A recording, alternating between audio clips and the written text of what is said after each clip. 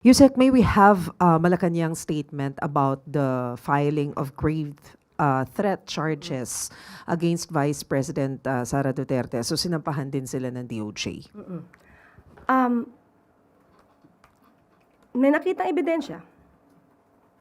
Hindi ba mismo, yung mismo mga kaalyado ng Vice Presidente patungkol dito sa impeachment, ang sabi, kung grave threats lang yan, di sampahan na lang sana ng kaso sa korte, hindi sa impeachment. So yung suggestion din, na isampa na lang sa korte, sinunod lang naman din ng DOJ. Base din naman sa ebidensya.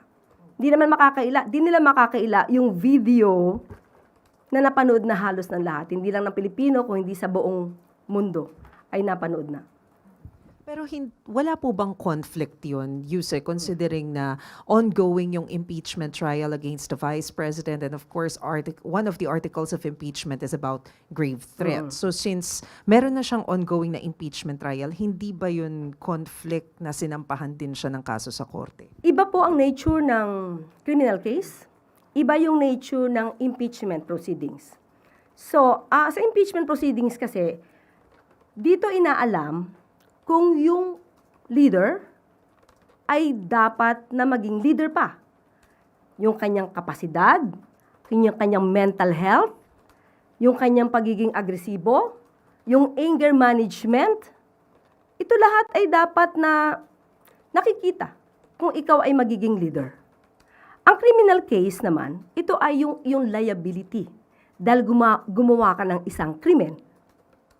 So, magkaiba po siya. So, pwede po siyang pagsabayan.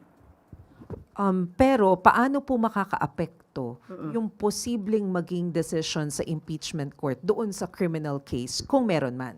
Iba pa rin. Halimbawa lang po na ito ay ma-dismiss dahil sa kanyang mga kaalyado. Hindi ibig sabihin na wala siyang ginawang krimen.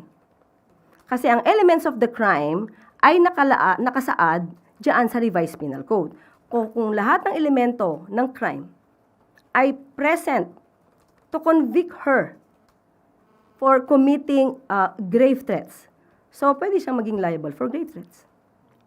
Sabi ko nga, kulang pa yun. Thank you, Yusek. Ano ba ang kulang? As a lawyer, if you will watch the full video, the video in full,